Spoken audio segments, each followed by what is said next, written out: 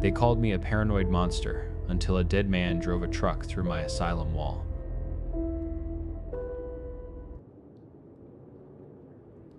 Some cases you just forget. They're paperwork, a few bad days, and then they dissolve into the filing cabinet of your career. This one didn't dissolve. It buried itself in my bones. It started with a call to a quiet little house on a street where the worst crime was usually someone's dog shitting on the wrong lawn. The front door was splintered clean off its hinges, not kicked in. It looked like it had been punched out from the inside. The first thing I saw wasn't the victim, it was the smell.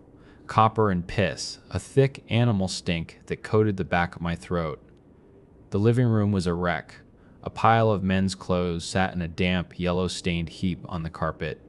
The TV was on, hissing static from a black and white movie, some old monster flick. And on the sofa was what was left of Iskra Petrova. Her face. Christ.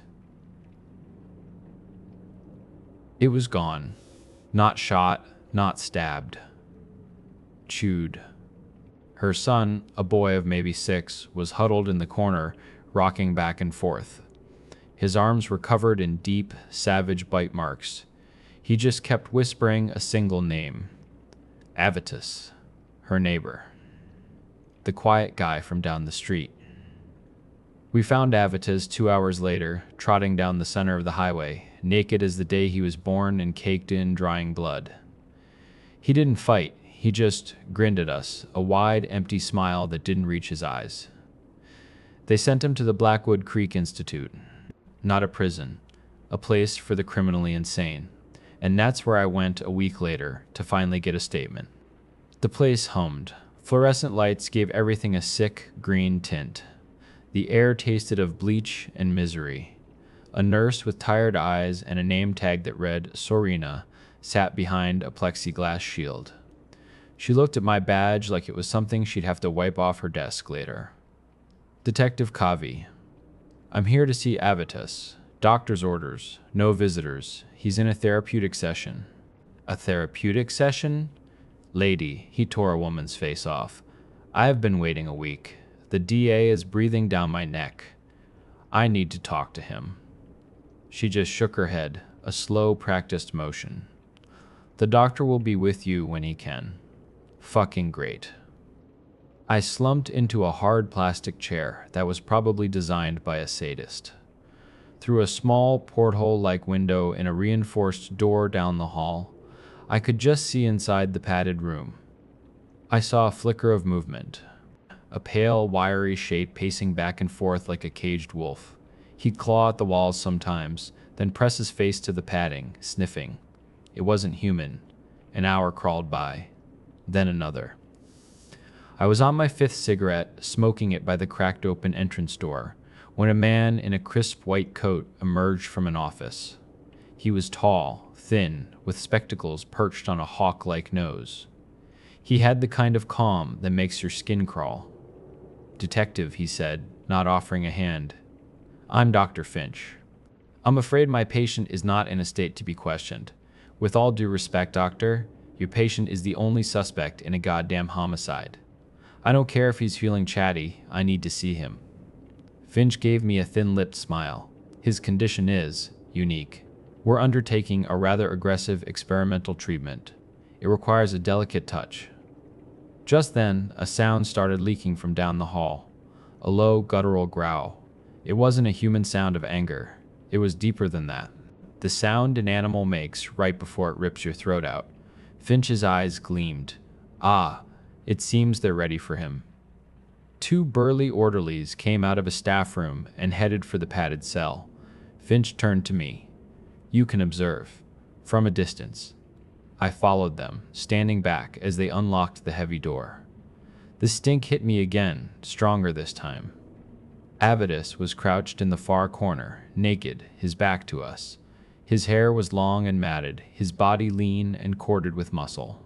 He was muttering something over and over, a single word. Luna, Luna, Luna. When the orderly stepped inside, he spun around.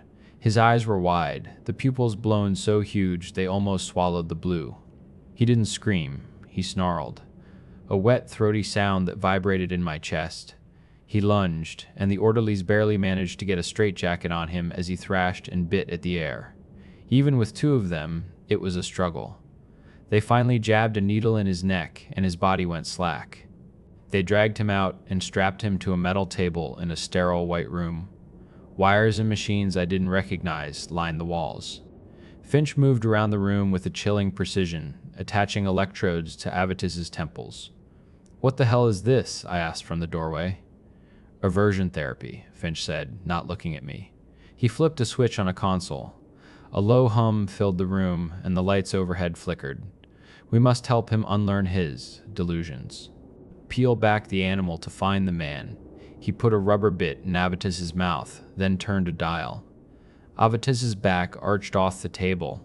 A choked, strangled scream tried to tear its way out of his throat, but the bit muffled it into a horrifying gurgle. His whole body convulsed. Then came the music. Not music, really. A noise. Droning, high-frequency tones mixed with what sounded like distorted whispers. It was a sound that felt like it was designed to pull your sanity apart thread by thread. "What is that?" I yelled over the din. "A frequency," Finch replied calmly, his eyes fixed on Avitus's twitching form. "Intended to disrupt the primal centers of the brain." The lights flickered again, more violently this time. I felt the hair on my arm stand up. This wasn't therapy. This was torture. "Turn it off," I shouted, starting to move into the room. Finch just turned the dial higher. Avitus's body shook so hard the metal table rattled on the floor. A thin line of smoke began to curl up from one of the electrodes. The smell of burning hair filled the room. Suddenly, with a deafening pop, the lights, the machines, everything went dead. We were plunged into absolute darkness, the only sound of Avitus's ragged, wet breathing and the frantic beep of an emergency backup somewhere down the hall. "What the fuck was that?" I yelled, fumbling for the shitty little flashlight on my keychain. I heard a sound in the dark, a thick, wet, tearing noise. Then a sharp crack, like bone snapping. Then Finch screamed. It wasn't a long scream. It was cut short with a gurgle. My light finally flickered on, its weak beam cutting through the black. The first thing I saw was Finch, slumped against the wall, his throat torn open in a bloody grin. The orderlies were down too, one in a heap by the door. The other was missing a chunk of his shoulder. The metal table was overturned. The thick leather straps were ripped in half, not cut, but torn like paper. Avitus was gone. I ran out of the room, shouting at Serena to call it in, just as the emergency lights sputtered on, bathing the hall in a terrifying red glow. A huge section of the exterior wall at the end of the corridor was gone. Rebar and concrete were peeled back like a sardine can. He hadn't used a door. He'd made his own. I burst out into the night. The moon was full, a perfect, predatory silver dollar hanging in the sky. It was so bright it washed out the stars. And there, on the crest of a small hill overlooking the woods, was a silhouette. Avitus. He wasn't running. He was just standing there, head tilted back, bathing in the moonlight. I drew my weapon. "Avitus. Please, don't move." He turned his head slowly, looking back at me. I was maybe 50 yards away, but in the stark moonlight I saw his face clearly. The blood that painted his chin and chest. The wildness in his eyes. And then he smiled. It wasn't the empty grin from before. This was something else. Something ancient and knowing. His lips peeled back, and I saw his teeth. They weren't normal. They were longer, sharper, like a wolf's. He held my gaze for one long, silent moment. I felt a cold dread snake its way up my spine, a primal fear I'd never known. This wasn't a sick man. This wasn't a killer. I was looking at something that shouldn't exist. Then he turned and loped into the woods, disappearing into the shadows with an unnatural speed. I didn't fire. I just stood there, my gun heavy in my hand, listening to the sound of him crashing through the undergrowth, a sound that eventually faded into the chirping of the crickets. I never filed a full report. How could I? I wrote that the suspect overpowered the doctor and escaped during a power failure. They found what was left of Finch and the orderlies. They hunted for Avitus for weeks, then months. Nothing. He just vanished. But sometimes, when the moon is full and bright like it was that night, I sit in my car and I drive out to those woods. I don't know why. Maybe I'm hoping I'll find him, or maybe I'm just hoping I won't.